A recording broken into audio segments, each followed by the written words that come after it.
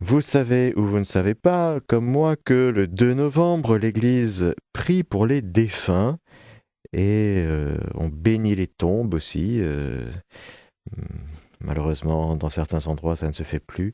Mais cette attention aux défunts qui ne sont pas encore au ciel. Parce que on ne prie pas pour les saints. Ah bon, on ne prie pas pour les saints. Ils sont déjà au ciel, ils sont déjà dans la plénitude du bonheur. Et alors, comme je répondais un jour à un petit enfant qui me disait « Moi, je prie pour la Vierge Marie ». Alors c'était mignon comme tout, je lui ai expliqué « Non, en fait, tu ne pries pas pour la Vierge Marie, tu pries la Vierge Marie. » Parce que euh, elle n'a pas besoin d'aller mieux. À la différence de nos chers frères et sœurs qui sont encore au purgatoire. Et nous allons donc parler maintenant, aujourd'hui, dans cette catéchèse d'aujourd'hui, du purgatoire, des âmes du purgatoire, de la prière pour les âmes du purgatoire. Comment cela se fait-il? Pourquoi? Comment? L'importance et qu'est-ce qu'elles vivent, ces âmes qui sont au purgatoire? Voilà. Confions d'ailleurs aux âmes du purgatoire. Il y a une belle prière que je vous lirai à la fin. Radio Maria France et notamment ce Mariadon qui aura lieu donc du 7 au 10 décembre, qui est un moment très important pour nous, pour que nous puissions terminer l'année dans le positif et enclencher l'année 2022 dans le positif. Et je crois que nous avons besoin de l'aide du ciel et des âmes du purgatoire aussi, pour lesquelles nous allons prier tout au long de ce mois de novembre. Et si elles veulent bien nous rendre en retour quelques bienfaits matériels et spirituels pour Radio Maria France, on est preneur. Voilà, on est preneur.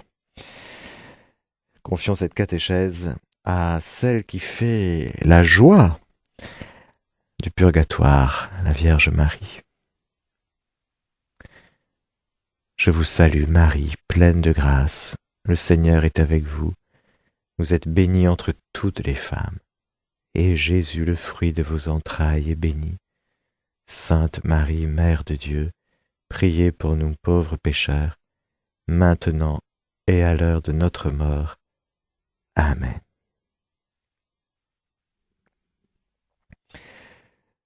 Je vous lis le catéchisme de l'Église catholique au paragraphe 1030.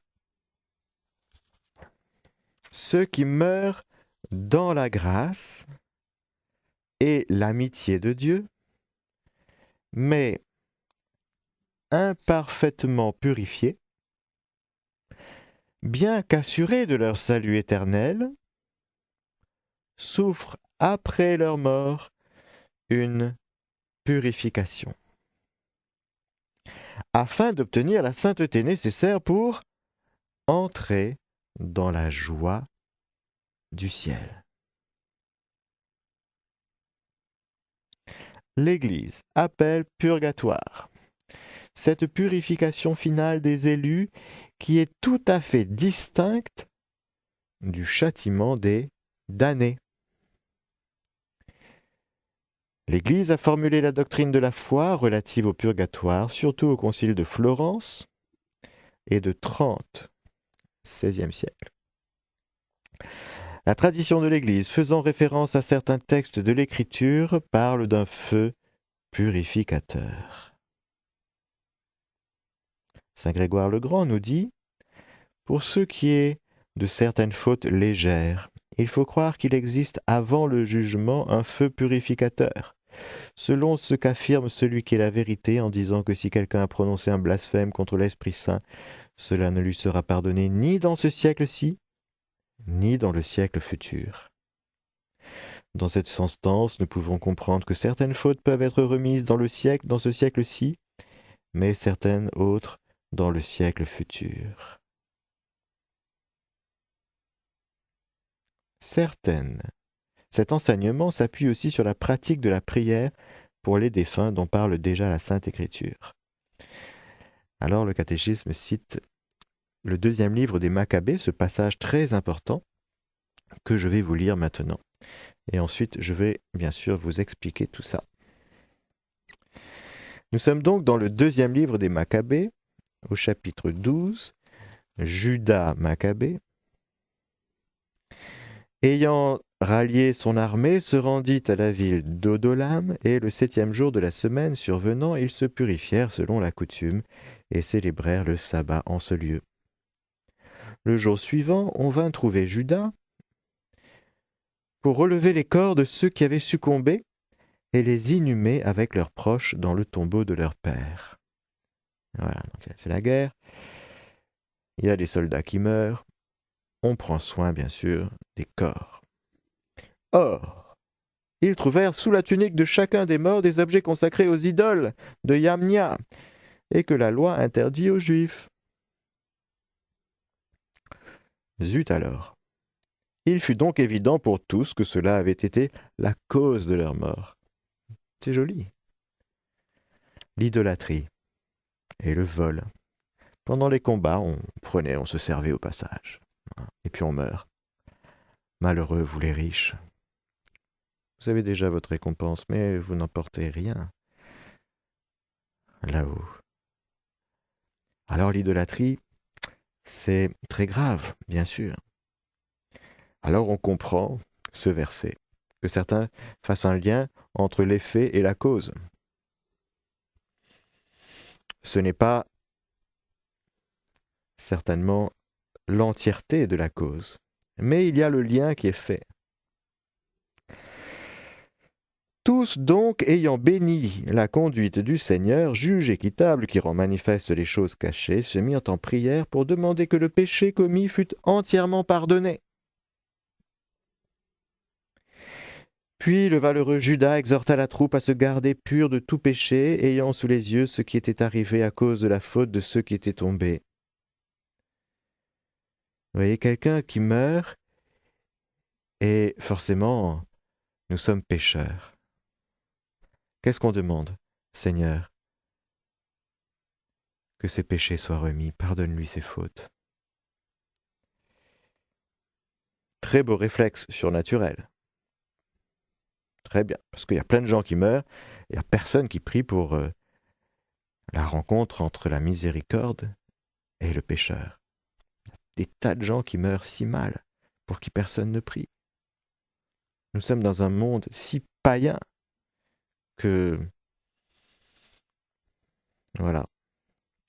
Puis, ayant fait une collecte d'environ 2000 drachmes, il l'envoya à Jérusalem afin qu'on offrît un sacrifice pour le péché, agissant fort bien et noblement d'après le concept de la résurrection.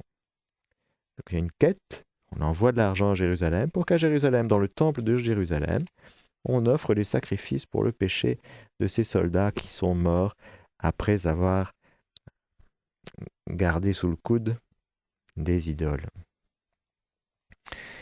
Car s'ils n'avaient pas espéré que les soldats tombés dussent ressusciter, il était superflu et sot de prier pour les morts.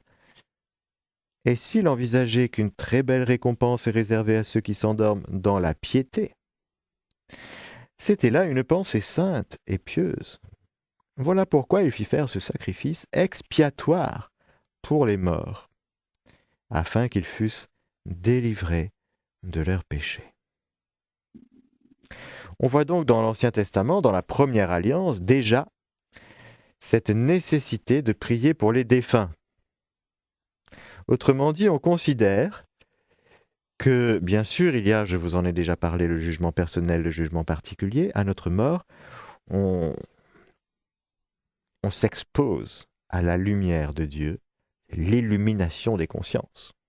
On s'expose et on voit toute notre vie à la lumière de l'amour de Dieu, et on voit toutes les correspondances et toutes les non-correspondances. On ne peut rien cacher. On fait la lumière. C'est magnifique. C'est très important. Ce sera la prochaine catéchèse. Alors, on parlera de l'enfer, mais de la mort aussi. Comment bien mourir, comment bien préparer sa mort. Là, je parle du purgatoire et de la prière pour les défunts. Déjà, on considère que la mort, c'est quelque chose de très important, et bien mourir dans la piété. S'endormir dans la piété. Il y a déjà la foi en la résurrection, c'est déjà là. Ce sera une dispute entre les pharisiens et les sadducéens, certains croient en la résurrection, certains d'autres non, bref. Mais il y a déjà la foi en la résurrection dans la première alliance. Et donc, la résurrection, c'est quoi? c'est que nous ressusciterons. Mais, comme dit le catéchisme de l'Église catholique, la foi catholique tout simplement, tous nous ressusciterons. Mais certains pour la damnation et d'autres pour la lumière, parce que le jugement personnel, il est fait à notre mort. C'est fait, c'est scellé pour toujours. Je vous le rappelle, soit l'enfer pour les damnés, pour toujours, soit le ciel, en passant ou pas par cette étape du purgatoire que nous allons développer dans cette catéchèse. Mais je pose les bases. Il y a déjà dans la première alliance ce constat que nous devons prier pour nos défunts et qu'il y a encore un cheminement à parcourir vers la pleine lumière, on va dire ça comme ça. Et que ceux qui sont morts, on remet nos défunts entre les mains de Dieu. Le jugement appartient à Dieu, il ne nous appartient pas. Nous savons que nous sommes pécheurs et si nous voyons 2-3 idoles, on se dit, il faut offrir des sacrifices pour la rémission des péchés de nos défunts. Bon. Ça demande à être précisé parce que nous sommes dans la première alliance qui n'est pas encore accomplie, mais il y a déjà cette foi, ce sensum fidei, ce sens du peuple de Dieu qui comprend les choses, non seulement qui croit en l'immortalité de l'âme, mais qui dit il y a un jugement personnel. Chaque être humain doit passer en jugement, c'est clair. C'est quand? C'est à la mort. Et ce que nous allons vivre pour l'éternité dépend de ce qu'on vit aujourd'hui dans notre vie, chaque jour de notre vie.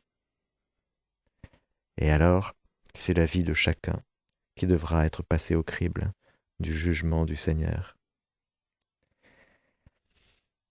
Ça nous donne, sans avoir peur, frères et sœurs, ça nous donne quand même la noblesse, la dignité de ce qu'est un être humain. Ça donne le côté sérieux, le côté, il y a un poids de gloire, il y a un poids, notre vie a un poids. Ce que nous vivons n'est pas anodin. Notre quotidien, on n'est pas là pour se divertir, on n'est pas là pour se détendre, on n'est pas là pour... Non. On est là pour aimer. Notre vie, elle est sérieuse, elle a un enjeu d'éternité. Notre éternité est déterminée par ce qu'encore une fois, nous vivons au quotidien. Si nous vivons en Dieu, si nous mourons en Dieu, alors c'est bon, ça passe. Si nous ne vivons pas en Dieu, si nous accumulons des idoles, du péché, etc., alors il y a nécessité de se purifier. Pourquoi? Parce qu'au ciel, en étant en Dieu, il n'y a point de ténèbres. Dieu est lumière. Alors voilà, on prie pour nos défunts. On va préciser un petit peu les choses. Cet enseignement s'appuie donc sur la pratique de la prière pour les défunts dont parle déjà la Sainte Écriture. Je vous ai cité Maccabée, Judas Maccabée, deuxième livre de Judas Maccabée, chapitre 12, verset 46, si vous voulez aller voir. Dès les premiers temps, l'Église a honoré la mémoire des défunts et offert des suffrages en leur faveur, en particulier le sacrifice eucharistique. Il n'y a plus le temple de Jérusalem, tous les sacrifices de l'Ancienne Alliance sont récapitulés, accomplis dans le sacrifice de Jésus. C'est désormais le seul sacrifice qui sauve le monde et qui sauve du péché, c'est le sacrifice de Jésus. Il n'y en a pas d'autre. Et donc, où se tourner, vers qui se tourner pour déposer nos défunts? Et est-ce qu'il reste encore à purifier? Vers qui se tourner? Vers Jésus seul. Il n'y a pas d'autre nom par lequel nous soyons sauvés ici-bas. Personne d'autre ne peut sauver nos défunts que Jésus. Sacrifice eucharistique, c'est-à-dire la messe qui est le sacrifice de la croix. Tout simplement. La messe, c'est le sacrifice de la croix. Actualisé sous un mode sacramentel, mais c'est le sacrifice de la croix. Voilà. Extraordinaire. Alors, c'est pourquoi, évidemment, Les premiers chrétiens découvrant le sacrifice eucharistique, rappelez-vous, ils allaient au temple pour la prière, mais ils rompaient le pain dans les maisons.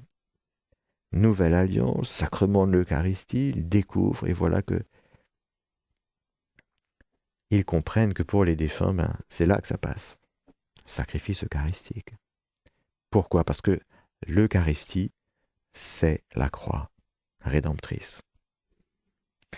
C'est le mystère de la rédemption. Chaque messe, on est immergé dans le mystère de la rédemption.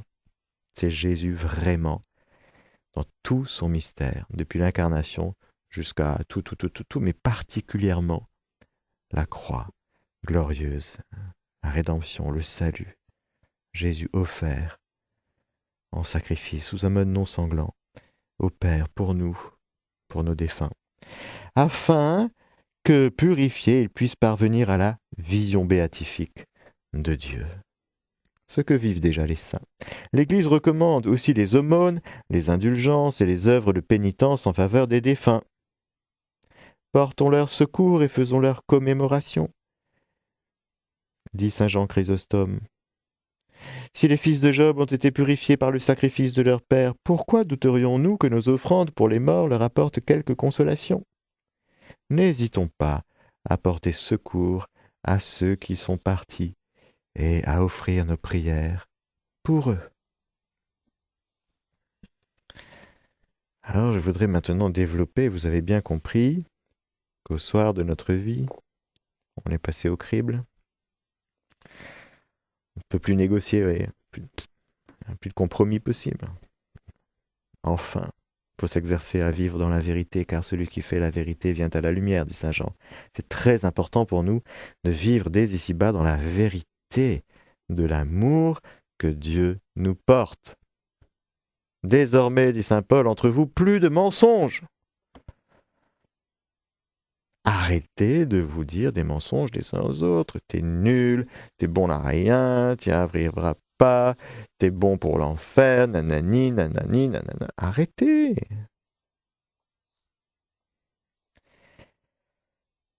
Alors, distinguons bien deux choses. Le jugement particulier, personnel, que chacun vit à notre mort. Nous n'avons jamais existé en dehors de cette union substantielle entre l'âme et le corps, d'accord? Nous n'existions pas avant, hein? La réincarnation, je vous rappelle, ça n'existe pas, c'est-à-dire que c'est une vue de l'esprit, et très liée à l'imaginaire aussi, mais ça n'existe pas, la réincarnation. Et la foi en la réincarnation est incompatible avec la foi chrétienne, pour des raisons de révélation divine, mais aussi philosophiquement, ça ne tient pas, la réincarnation. C'est-à-dire c'est bête, excusez-moi. Penser qu'on était quelqu'un d'autre et qu'on sera quelqu'un d'autre, que ce soit un être humain ou une autre réalité après ou qu'on était une autre réalité avant, c'est stupide. Point. Je pourrais passer une catéchèse à vous expliquer que c'est bête, mais voilà, je vous le dis, la réincarnation, ça n'existe pas. D'accord? Nous avons commencé d'exister, âme et corps, unis substantiellement, c'est-à-dire que l'âme séparée du corps, on n'a pas connu ça encore. On va le connaître à la mort. La mort, c'est la séparation de l'âme et du corps. Donc au moment, j'allais dire juste avant cette séparation de l'âme et du corps, avant de retrouver notre corps dans le mystère de la résurrection de la chair, il y a ce jugement personnel. Vous savez, les EMI, là, hein, expérience de mort imminente, ce sont comme des petits signes que, quand même, il y a quelque chose qui se passe. C'est comme une petite aide, surtout pour les non-croyants, qui pensent peut-être qu'il n'y a rien après la mort et que... Non, non. Nous, croyants, on n'a pas besoin des expériences de mort imminente pour croire. Nous croyons déjà au jugement personnel. Et qu'au soir de notre vie, comme dit saint Jean de la Croix, nous serons jugés sur l'amour. Et que cet amour de Dieu qui est répandu dans notre cœur, eh bien, si nous vivons encore une fois en Dieu, pour Dieu, par Dieu, au cours de notre vie quotidienne, en nous appuyant sur la miséricorde, en espérant à la toute-puissance de la miséricorde, eh bien, on est sur le bon chemin. Donc, il faut bien distinguer le jugement personnel du purgatoire. Alors, dans ce jugement personnel et particulier, en faisant le point avec le bon Dieu, pour parler un petit peu familièrement, on comprend et on accepte, on consent et on choisit même. Parce que dans la lumière de la vérité, de toute notre vie référencée au Christ, comme dit le catéchisme, on comprend que pour aller au ciel, en toute justice, c'est bien de passer par cette étape du purgatoire. Les âmes du purgatoire vont donc au purgatoire avec joie, frères et sœurs. Pourquoi ? Parce que c'est la volonté de Dieu à laquelle elles consentent 100%. Au soir de notre vie, nous serons appelés à faire notre dernier acte de contrition par rapport à notre péché, à nos péchés qui nous seront dévoilés. Pardon, Seigneur. Et nous serons appelés à accueillir la miséricorde de Dieu. Mais ensuite, il n'y a plus lieu de demander pardon pour nos péchés parce que nous aurons déjà accueilli la miséricorde de Dieu. C'est fait. Les âmes du purgatoire, les âmes qui entrent dans cette étape de purification qu'est le purgatoire, n'ont plus de retour sur elles-mêmes, n'ont plus de retour sur leur vie. Il n'y a plus de remords, il n'y a plus de contrition, elles ne sont plus là en train de dire « zut, alors si j'avais su ». Non, ça c'est au moment du jugement personnel qu'on dit « zut, si j'avais su ». Au purgatoire, on entre dans une autre dimension de la vie avec Dieu. Les âmes du purgatoire ne voient pas Dieu, elles ne sont pas encore dans la vision béatifique. Mais elles brûlent de l'amour de Dieu qui est répandu dans leur cœur et qui les purifie de toutes les scories dues au péché, les conséquences dues au péché, des peines dues au péché. Les péchés ayant déjà été confessés, la miséricorde de Dieu ayant déjà lavé leurs péchés. Mais il y a des scories, ce qu'on appelle des peines dues au péché, les conséquences. C'est-à-dire que ça nous abîme, le péché nous abîme. Pour prendre une petite comparaison qui vaut ce qu'elle vaut, c'est cette fameuse poubelle qui est sur le trottoir, et puis vous êtes énervé, donnez des coups de pied dans la poubelle et tous les détritus se répandent dans la rue. Vous réalisez que vous avez commis un péché, vous êtes vraiment désolé, vous êtes contrit, vous demandez sincèrement pardon. Le Seigneur vous accorde sa miséricorde, vous accueillez du fond du cœur cette miséricorde, avec le désir de ne plus recommencer, sauf que les détritus sont là dans la rue. Qui va les ramasser ? Il y en a partout. Pour vous montrer que nos péchés ne sont pas simplement une offense faite à Dieu, une blessure faite à nos frères, nos sœurs, à la communion qui est la nôtre et qui nous blesse aussi, mais il y a des conséquences. La miséricorde nous lave du péché, mais il y a des conséquences inhérentes au péché. C'est toute la théologie des indulgences, mais c'est le mystère même du purgatoire. C'est-à-dire que les peines dues au péché, eh bien, il y a un temps miséricordieusement accordé et en toute justice, car il est juste. L'âme qui va au purgatoire trouve ça, que c'est le meilleur pour elle. Il ne peut pas être le meilleur. C'est pas possible. Parce qu'elle voit bien en toute justice, dans la lumière de Dieu, qu'elles ne sont pas prêtes pour aller au ciel. Deuxième exemple, qui vaut ce qui vaut, c'est la fameuse fiancée qui est prête pour le jour de ses noces et qui est habillée avec sa robe.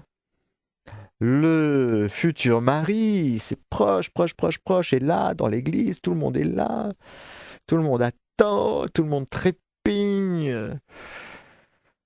Le curé a déjà mis son aube, sa chasuble, la chorale est prête, les bougies sont allumées, les fleurs sont magnifiques, tout le monde il est content, tout le monde il est prêt. Et voilà que celle qui deviendra madame dans quelques instants, par le mystère des épousailles, elle sort de sa voiture, sa magnifique voiture avec des fleurs. Tout le monde est bien habillé, tout le monde est content. Et là, voilà qu'il y a une flaque d'eau avec de la boue. Oh non, et qu'elle tombe dans la boue.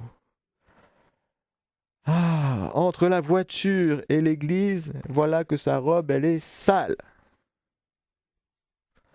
Zut alors. Et en toute justice,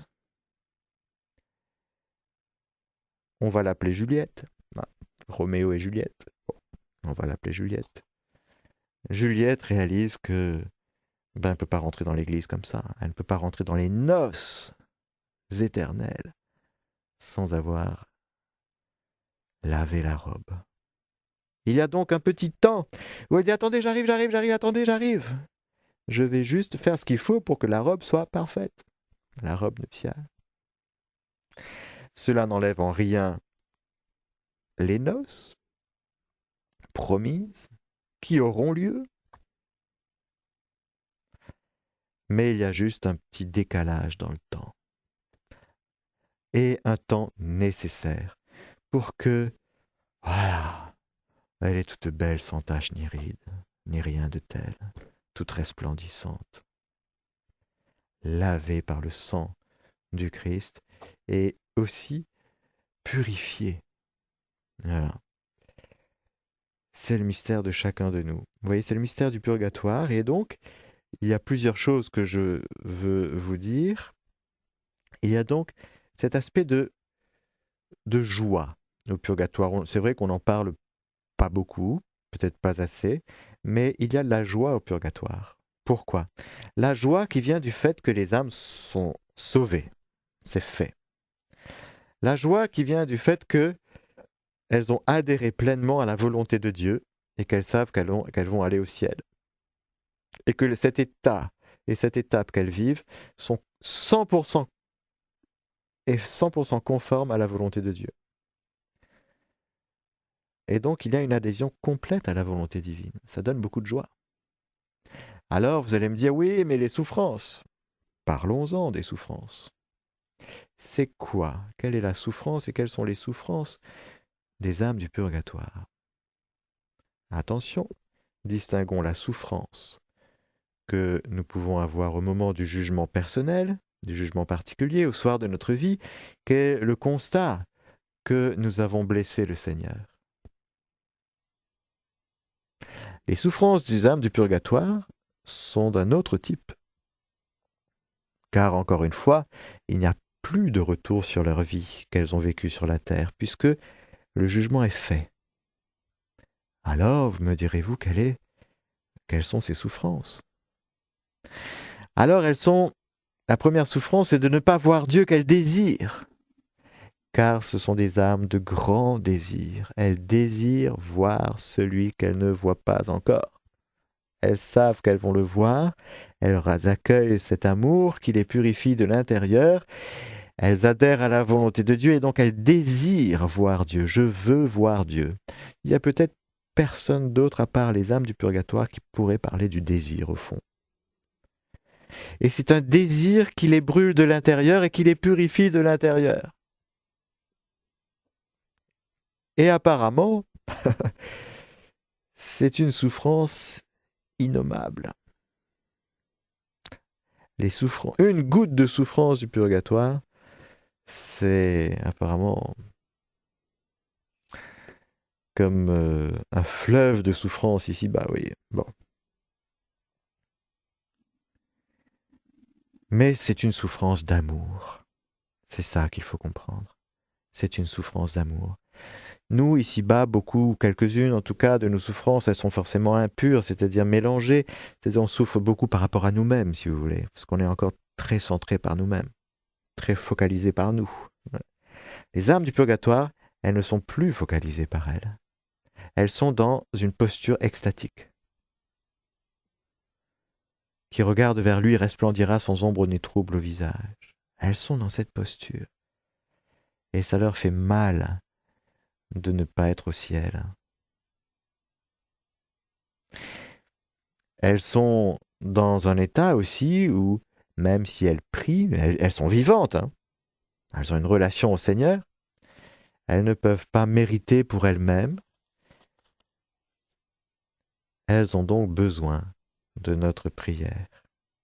Car notre prière, faite dans la foi, dans l'espérance, dans l'amour,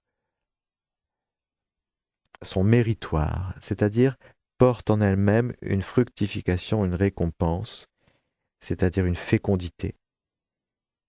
C'est-à-dire que notre prière ici-bas pour elles rejaillissent dans leurs âmes, leur apporte quelques rafraîchissements dans la chaleur du feu dont elles brûlent, dans ces flammes de l'amour. Vous voyez, il y a toute une conversion de l'imaginaire à avoir, parce que même peut-être dans quelques œuvres artistiques, on a vu les âmes du purgatoire dans un peu proche quand même dans la manière de représenter les choses, un peu proche de ce que vivent les damnés. Les damnés, c'est l'inverse. C'est l'inverse de l'extase. On en parlera dans la prochaine catéchèse. Les souffrances des damnés, ça n'a rien à voir avec celles du purgatoire. Rien à voir. Et parfois, il est vrai que dans l'art, ça peut prêter à confusion parce qu'on voit les âmes du purgatoire dans un tel état de souffrance qu'on a l'impression que elles sont, proches de l'état des damnés. Pas du tout. Ce sont des souffrances innommables, encore une fois, mais ce sont des souffrances d'amour qui brûlent de l'intérieur, les scories. Je vous invite vraiment à lire ou à relire le traité du purgatoire de Sainte Catherine de Gênes, qui est quand même une référence, et que j'ai sous les yeux, qui est absolument magnifique, et qui redit avec des mots ce que je suis en train de vous dire. Hein. Sainte Catherine de Gênes, traité du purgatoire, vous pouvez le trouver sur Internet. Voilà, chers amis auditeurs, je suis en train de regarder si j'ai fait le tour. Je voudrais, avant de recevoir vos questions, prier cette prière d'un abbé dont j'ai oublié le nom,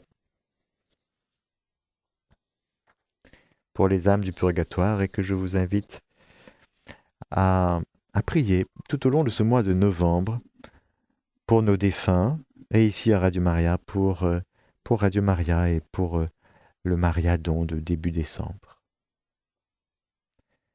Seigneur Jésus, prends en pitié les âmes détenues en purgatoire, pour le salut desquelles tu as daigné prendre notre nature humaine et subir la mort la plus douloureuse.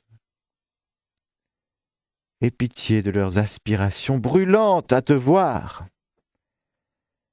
Aie pitié de leurs larmes de repentir, et par la vertu de ta passion, remets-leur les peines encourues par leurs offenses. Vous voyez les larmes de repentir qu'elles ont eues au jugement personnel, si on veut être très précis. Remets-leur les peines encourues par leurs offenses, c'est ce que je vous ai dit dans cette catéchèse. Très doux Jésus, que ton sang descende sur ces chères âmes, qu'il abrège leur temps d'expiation et qu'elles puissent bientôt être appelées auprès de toi dans l'éternel bonheur. Ainsi soit-il.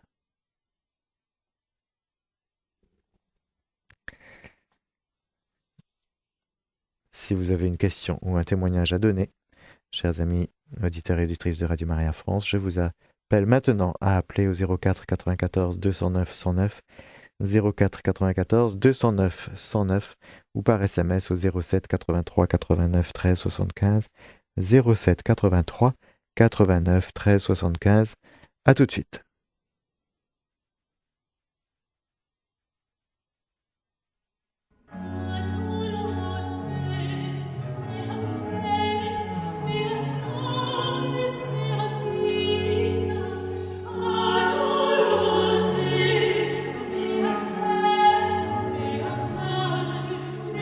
Era bene?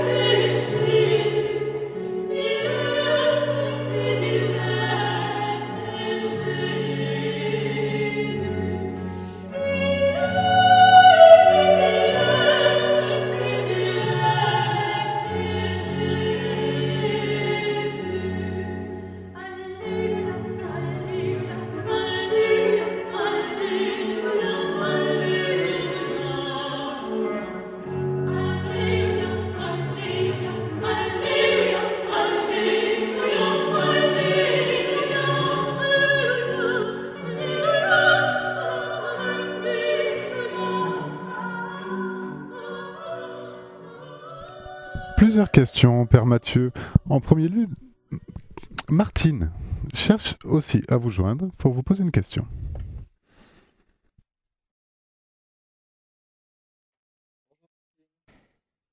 Martine, bonjour Martine. Martine, est-ce que vous nous entendez? Oui. Oui, Et vous? voilà, oui, je vous entends, on vous entend. Ah. Bonjour. Bonjour, ça va? Tout le Bien, monde va bien? merci. Bon, voilà, moi je vous appelle pour vous poser une question. D'abord, merci pour cette catéchèse qui est magnifique parce que c'est vrai que les âmes du purgatoire, elles prient pour nous aider. Oui. Et justement, il y a un mois avec nos amis des âmes du purgatoire que je fais tous les ans, en général au mois de novembre. Oui. Et je voulais vous poser une question à propos de quelle est la différence entre le purgatoire et les limbes? Alors les limbes, c'est une bonne question. Les limbes, on n'emploie plus ce terme maintenant. Les limbes dans la théologie, c'est proche du purgatoire, mais le purgatoire est temporaire, vous voyez. Et c'était Oui. une posture théologique qui disait que il n'y avait peut-être pas de vision béatifique pour, par exemple, les personnes qui sont mortes sans baptême, etc. Donc des limbes. C'était aussi assimilé au terme théologique des enfers, non pas l'enfer, mais des enfers. Vous savez, quand Jésus est descendu aux enfers le samedi saint, Oui. c'était un peu aussi le terme utilisé pour cela. Et donc, maintenant, il faut tout simplement dire qu'il y a enlever ce mot du vocabulaire, je pense, les limbes. Ah, Parce que oui, parce que oui. je vous pose cette question parce que j'avais posé le livre de Maria Sima qui disait que les bébés avortés étaient dans les limbes. Et moi, ça m'avait révolté parce que pour moi, c'est des martyrs. C'est pas donc j'avais jeté le livre. Je l'avais, je voulais plus l'ouvrir et je l'ai jamais plus ouvert d'ailleurs parce que moi, et c'est pour ça que je vous pose cette question parce que c'est des bébés qui n'ont pas demandé ça tout à fait. et qui sont des martyrs. Et pour moi, c'est pas possible que Dieu, c'est nous les mamans qui avons avorté, qui sommes coupables, même bon avec le pardon de Dieu, non, on n'est plus. Mais en fait, c'est quand même nous qui sommes responsables, pas eux. Et pour moi, c'est inimaginable que les bébés avortés soient dans les limbes, comme elle dit. Moi, ça me fait froid dans le dos, quoi. Donc. Alors les limbes, si vous voulez, je vais répondre. Oui, les limbes, c'était considéré quand même comme un endroit de bonheur. Hein. C'était pas. Ah, d'accord. Oui. Ok. Un bonheur un peu moindre que la vision béatifique, mais quand même un bonheur. Donc c'est vrai que le terme limbe a été abandonné parce qu'il est négatif. Et puis justement par rapport à la question que vous posez des enfants morts sans baptême, l'Église a répondu à travers un texte, un document plus précisément, un document très très étoffé de la Congrégation pour la doctrine de la foi il y a quelques années. Enfin il y a maintenant plus de 10 ans. Hein. Et donc pour justement creuser un petit peu la recherche par rapport à ça et dire comment est-ce qu'on peut ne plus affirmer les choses par rapport typique à cette question que vous posez aujourd'hui. Et donc, sur les bases de l'écriture, sur les bases de la miséricorde, sur les plein de bases, etc., avec les recherches théologiques et des théologiens, on ne s'exprime plus de cette manière-là maintenant. Mais on remet néanmoins quand même chaque défunt, qu'il soit enfant, adolescent, quelle que soit la manière dont on meurt, chaque défunt est remis à la miséricorde de Dieu aussi. Voilà. Mais je suis d'accord avec vous. Voilà, ces enfants n'ont pas choisi, évidemment. Non, ça c'est clair. Voilà. Bon, mais en tout cas, merci beaucoup, Père Mathieu. Je pense qu'il y a du monde derrière, donc je laisse la place. Une bonne journée. Merci, Martine. Merci, au revoir. Au revoir. Ce sera Christiane. Christiane, bonjour Christiane. Bonjour Père Mathieu. Oui, vous êtes en direct. Alors moi j'ai deux questions. Oui. Une, quand on fait dire des messes perpétuelles déjà de notre vivant, oui. Elle compte aussi pour plus tard. C'est-à-dire? C'est quand on fait dire des messes perpétuelles déjà pour les morts. Pour les défunts, et oui, voilà. On peut les faire dire déjà quand on est vivant de notre vivant, donc on a des messes qui sont dites tous les jours pour nous. Ah, d'accord. Donc ça commence à jouer quand même déjà sur Terre. Oui, ça commence à jouer, mais ce n'est pas mathématique. Donc ça peut déjà nous aider pour la suite. Ça dépend. Ça dépend. Ça dépend comment vous vivez ça. C'est-à-dire que si vous vivez ça avec amour, piété, reconnaissance, mais si c'est quelque chose de magique, ça ne produit rien. C'est-à-dire que de fait, d'accord. Voilà. De fait, la messe agit ex opere operato, mais pour avoir les fruits des Eucharisties offertes pour nos défunts, ce n'est pas magique. Il faut y mettre. Oui. Voilà. Oui. Voilà, on est d'accord.